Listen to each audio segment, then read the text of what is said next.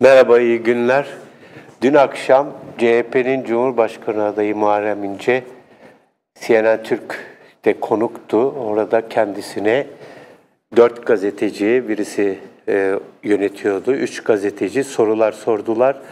Bayağı uzun süren, reklam aralarıyla kesilen bir yayındı ve yayında Muharrem İnce'nin açıkçası çok iyi bir performans sergilediğini, buna karşılık meslektaşlarımın da çok kötü performans sergilediklerini söyleyebilirim. Şimdi bir siyasetçinin performansını ölçmek ayrı bir şey ama gazetecilere performans demek aslında olmaması gerekir. Ancak burada farklı bir durum vardı. Bağımsız bir gazetecilik faaliyeti, özgür bir gazetecilik faaliyetinin dışında bir şey vardı benim gördüğüm kadarıyla. Hepsini ayrı ayrı tanıdığım isimler ama yine de rahatsız edici, bir meslektaş olarak rahatsız edici bir durum vardı.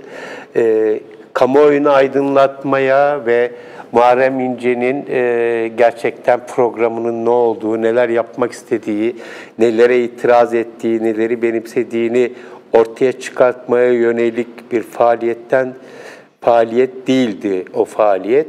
Ama yine de Muharrem İnce istediklerini büyük ölçüde söyledi diye düşünüyorum. O anlamda Muharrem İnce'nin herhalde bundan çok da fazla şikayetçi, bu yayından çok da fazla şikayetçi olduğu söylenemez. Bugün şu anda yapmakta olduğum yayının fikri aslında dün bu yayını izlerken, CNN Türk yayınını izlerken aklıma geldi.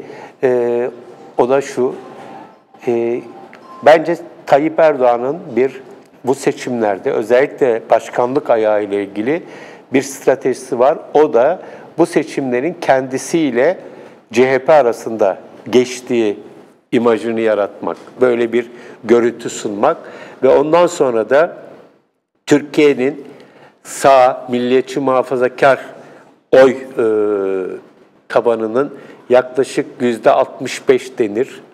Diyelim ki 60. %60 ile 65 arası oy tabanını kendine çekmek ve CHP'ye karşı rahat bir galibiyet elde etmek. İlk turda, olmuyorsa da ikinci turda. Bunu yapabilmenin yolu da tabii ki öncelikle diğer adayları, özellikle Meral Akşener'i ve Temel Karamollaoğlu'nu yok gibi göstermek. Bunlar çünkü onların kendisine karşı yarışıyor olması Tayyip Erdoğan'ın Türkiye'deki bu geleneksel sağ seçmeni tekeline aldığı iddiasını geçersiz kılıyor. Ki bu iddia doğru değil. Ama kendisi bu iddiayı doğruymuş gibi göstermek istiyor. Ve CHP ile baş başa kalmak istiyor. Şimdi burada bu stratejinin bir ayağı olarak tabii ki çok önemli bir husus bu. Öncelikle seçim çok aceleye getirildi. Seçim çok aceleye getirilerek İYİ Parti'nin özellikle genel seçim ayağına katılması engellenmek istendi. Ama burada CHP'nin 15 milletvekilini ödünç verme hamlesiyle bu stratejinin bir ayağı orada çöktü. Bir diğer husus eskaza beceremezler diye 100.000 imza meselesiydi. Ama hem Karamollaoğlu hem Akşener hatta Doğu Perinçek o eşiği de aştılar. Bir kere hususlardan birisi bu. Onun ardından tam da bu zamana denk gelen Doğan grubunun Demirören grubuna devri diyorum, satışı ama devri. Bunu yaşadık ve medyayı zaten büyük ölçüde kontrol eden Erdoğan bu seçimlere girerken neredeyse hemen hemen her medya kuruluşunu, yaygın olan, popüler olan her medya kuruluşunu tamamen denetimine aldı diyebiliriz. Çok az sayıda medya kurumu kaldı. Erdoğan'ın ve onun çevresinin direktiflerine göre hareket etmeyen. Şimdi bu medya kurulumlarını da denetledikten sonra bu seçimin sadece CHP ile kendisi arasında geçtiği imajını oluşturması çok daha kolay olacaktı ve bunun bir ayağını dün akşam gördük. CNN Türk normalde Doğan grubunun satışı olmasaydı belki çok daha farklı bir kadroyla Muharrem İnce yayını olurdu ve belki biraz daha gazetecilik ilkelerine ve geleneklerine daha yakın bir yayın olabilirdi. Ama dün akşamki yayını gördük ki bu CNN Türk'ün yani Doğan grubunun Demirören grubuna satışının bize gerçek anlamıyla yaşandığını gösteren bir yayın oldu. Ama Muharrem İnce'nin buradaki performansı aslında bunun pek de bir işe yaramadığını bize gösterdi. Erdoğan anladığım kadarıyla CHP adayı belli olduktan sonra, yani Muharrem İnce çıktıktan sonra kolay bir rakiple uğraşacağını düşündü. Çünkü o ana kadar Muharrem İnce, Grup Başkan Vekili ve CHP kongrelerinin kaybeden adayı olarak karşımıza çıkıyordu. Ve daha çok açıkçası Deniz Baykal-vari bir siyasetçi görünümü çiziyordu. Deniz Baykal, Türkiye'de gerçekten siyaset biliminin genç yaşta çok parlak isimlerinden birisiyken, CHP'de siyasete başlayan ve siyaset biliminde yapmadığı kariyerin fazlasını siyasette yapan bir isim olmuştu. Çok derinlikli bir isim Baykal ama Baykal'ın siyasetini, yaptığı siyaset tarzını gördük, yıllardır gördük. CHP'nin Erdoğan karşısında rakibi olarak da gördük. Sonuçta Baykal zaman zaman sıkıntı çıkarsa da Erdoğan için hep kolay bir isim olmuştu. Çünkü genellikle Baykal, Erdoğan'ın belirlediği paradigma içerisinde, onun çizdiği sınırlar içerisinde ona cevap yetiştirmeye, onun açığını çıkarmaya çalışan bir siyasetçi profili çizdi. Muharrem İnce'nin de öyle olacağını sandı anladığım kadarıyla Erdoğan, birçok kişi gibi. Ben de 3 aşağı 5 yukarı böyle bir şey açıkçası bekliyordum. Ama Muharrem İnce'nin çok daha farklı bir siyasetçi olduğunu bu Cumhurbaşkanı adaylığı sırasında gördük. Beklenmedik şekilde herkes için ama özellikle de Erdoğan için beklenmedik şekilde herkesi kucaklayan çoğulcu yani ya da kucaklamaya çalışan diyelim, çoğulcu bir perspektife sahip, temel hak ve özgürlükleri ve demokrasiye vurgusunu hiç eksik etmeyen ama aynı zamanda popülist sloganları da kullanan, rahat konuşan, bunda öğretmenlikten geliyor olmasının etkisi herhalde çok fazla var. Bir kişi olarak çıktı ve Erdoğan'ın stratejisinin çökmekte olmasının bir nedeni de işte bence Muharrem İnce'nin bu beklenmedik performansı.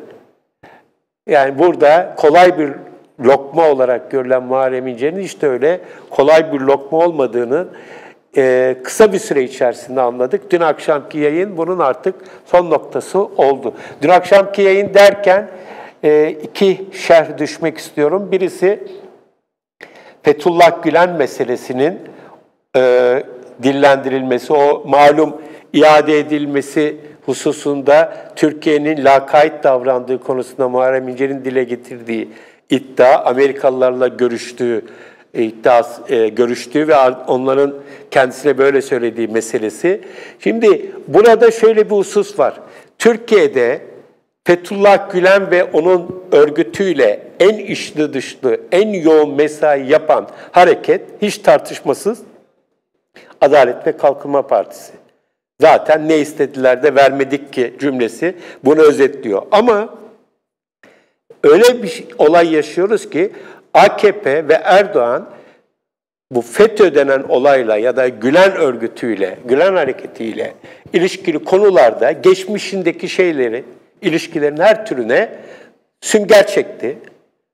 Buraların hiç tartışılmasını bile izin vermiyor. Buralardan hiçbir şey çıkmıyor. Yani o fotoğraflar yayınlanıyor, başka şeyler yayınlanıyor, videolar yayınlanıyor hemen hemen herkesin ağzından. Bunlar hiç yaşanmamış gibi işte kandırıldık cümlesiyle kapatılıyor. Bunun karşılığında bu yapıyla şöyle ya da böyle ilişkili olduğu söylenen herhangi bir kişinin selam vermiş olandan bankasına para yatırmış olanına, gazetesine abone olanına ya da bir kere onların gazetesine röportaj vermiş olana kadar herkes AKP iktidarı tarafından eğer istenirse sonuna kadar sorgulanabiliyor ve insanlar kendilerinin aslında FETÖ'cü olmadığını kanıtlamak için saatlerce uğraşıyorlar. Dolayısıyla AKP kendini FETÖ konusunda kesinlikle ve kesinlikle dokunulmaz kıldı. Karşı taraftaki herkese de kendisinin FETÖ'cü olmadığını kanıtlamayı dayatıyor. Dolayısıyla Fethullah Gülen meselesinde AKP ile tartışmanın bence hiçbir anlamı yok. Hele böyle bir seçim sürecinde bunu yapmak çok anlamlı bir husus değil. Bu dünkü yayında bayağı bir yer tuttu. Hatta bir yerde Muharrem İnce artık bu konuyu kapatalım demek zorunda kaldı. Ama bütün bir yayın bu bitmez tükenmez FETÖ istendi mi istenmedi mi meselesiyle pekala devam edebilirdi. Diğer bir husus Suriyeli mülteciler meselesi. Bence Muharrem İnce'nin Suriyeli mültecilerle ilgili söylediği şeyler yanlış. CHP'nin bir adayının Suriye meselesinde ki CHP bu konuda değişik zamanlarda Kemal Kılıçdaroğlu da bunu yaptı. Suriyeli mülteciler konusunda bence çok yanlış bir politika izliyorlar. Birçok açıdan yanlış politika izliyorlar. Her şey bir yana insani açıdan yanlış politika izliyorlar. Bu aslında bence CHP'nin ve Muharrem İnce'nin en zayıf noktalarından birisi. Ancak orada şöyle bir husus var. Türkiye'de kamuoyunun büyük bir kısmı da onlar gibi düşünüyor. Dolayısıyla bu aslında Suriyeliler konusunda takındıkları tutum çok onlara puan kaybettirecek, oy kaybettirecek bir şey değil. Olsa olsa oy kazandırıyordur. Böyle bir realite var. Ama oy kazandırsa bile onların itibarı anlamında bence çok büyük bir aşınmaya neden oluyor. Benim gibi düşünen insanların sayısının çok olmadığını biliyorum ama bu aşınma kalıcı bir aşınma olabilir. Tabii burada şöyle bir sorun var. Dün normalde o yayını yapanlar ve Muharrem İnce'yi sıkıştırma düşüncesiyle, motivasyonuyla orada karşısına dizilen meslektaşlar bu noktanın üzerine çok fazla gitmediler. Çünkü bunun aslında Muharrem İnce'nin oyunu arttırabileceğini herhalde varsaydılar. Ancak ben bir tartışmada olacak olsaydım, eğer Muharrem İnce buraya gelirse ki şu ana kadar gelmedi, bundan sonra gelecek mi bilmiyoruz. Ama bu konuyu kendisiyle konuşmanın bir gazeteci olarak eleştirel bir şekilde konuşmanın bir gazetecinin yükümlülüğü olduğunu düşünüyorum. Böyle bir görevimiz olduğunu düşünüyorum. Çünkü kamuoyunun büyük bir kısmı böyle düşünüyor diye siz bu tür insani konularda bu tür pozisyonlar alırsanız bunun sonu yok.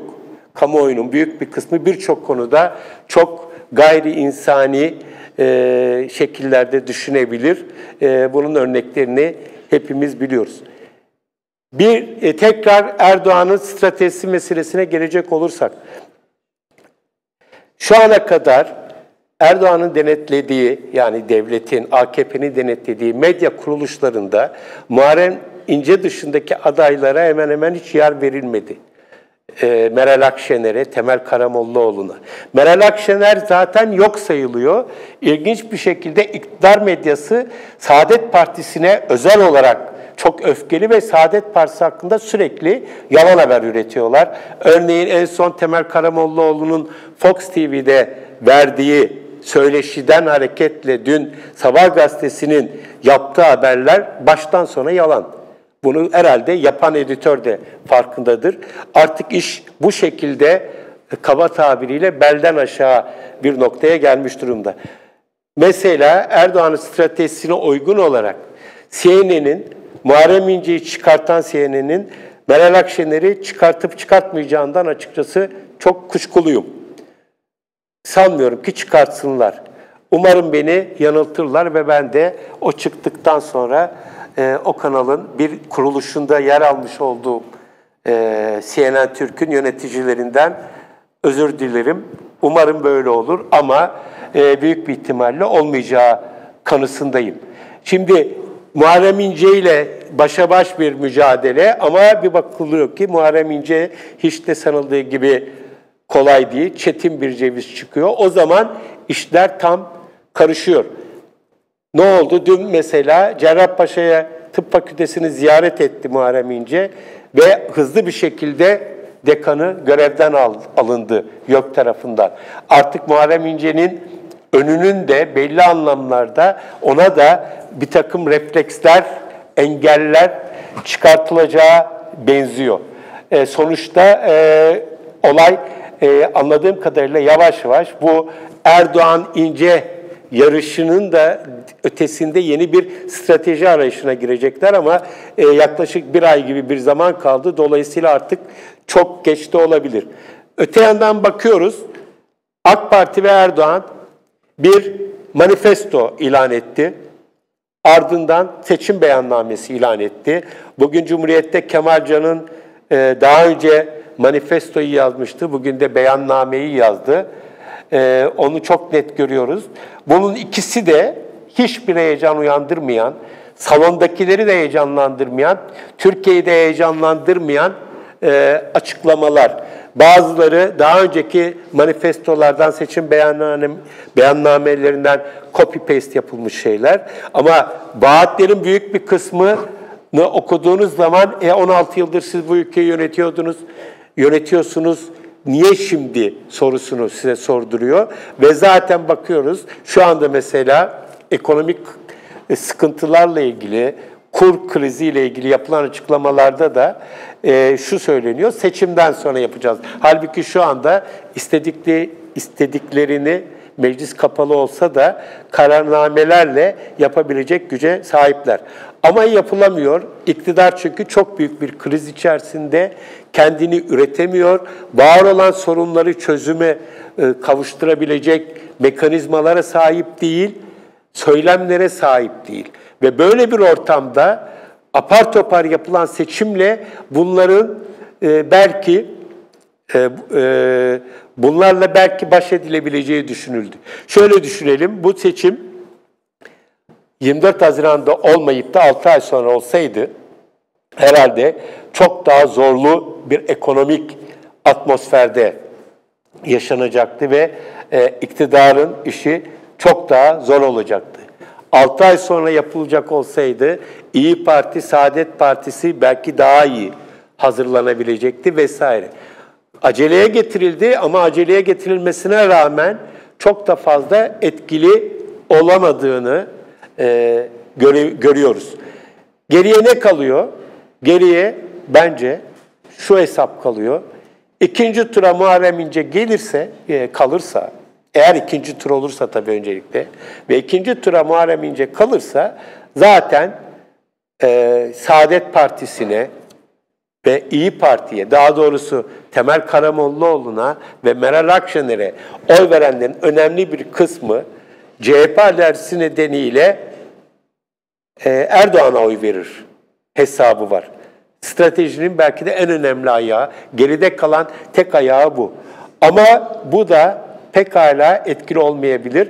Bunun şartı da tabii ki diğer adayların, ikinci tura kalamayacak olan diğer adayların aktif bir şekilde muhalefetin ikinci tura kalacak olan adayının yanında yer alması. Muharrem İnce biliyorsunuz daha ilk günden itibaren eğer Meral Akşener ikinci tura kalırsa kendisini otobüslerine girerek kampanyasına aktif bir şekilde katılacağını beyan etti. Meral Akşener ilk olarak buna tepkisi şu oldu. Muharrem Bey de benim ikinci tura kalacağımı anlamış anlaşılan diyerek teşekkür etti. Daha sonra bir vesileyle eğer o kalırsa kendisinin destekleyeceğini onun kadar angaje bir şekilde olmasa da telaffuz etti. Belki şu anda Erdoğan'ın kurabileceği oyun planının belki de yegane unsuru bu olacaktır. Muharrem İnce kalırsa sağ seçmenin önemli bir kısmı ona oy vermez. Meral Akşener kalırsa da özellikle Kürt seçmen, HDP seçmeni ona oy vermez.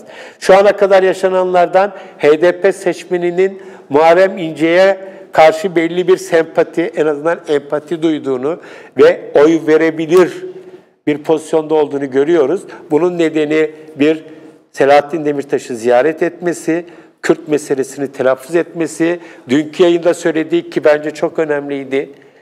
Ben dokunulmazlıkların kaldırılması aleyhine oy verdim.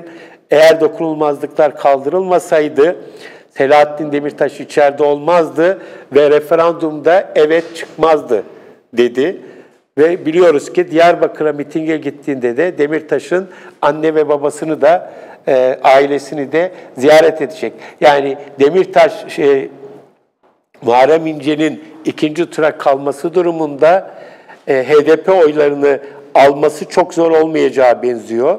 Ancak İYİ Parti'ye gitmiş olan, daha doğrusu Akşener'e gitmiş olan oyların bir bölümünü alamaması hesabı herhalde AK Parti ve Erdoğan tarafından yapılıyor.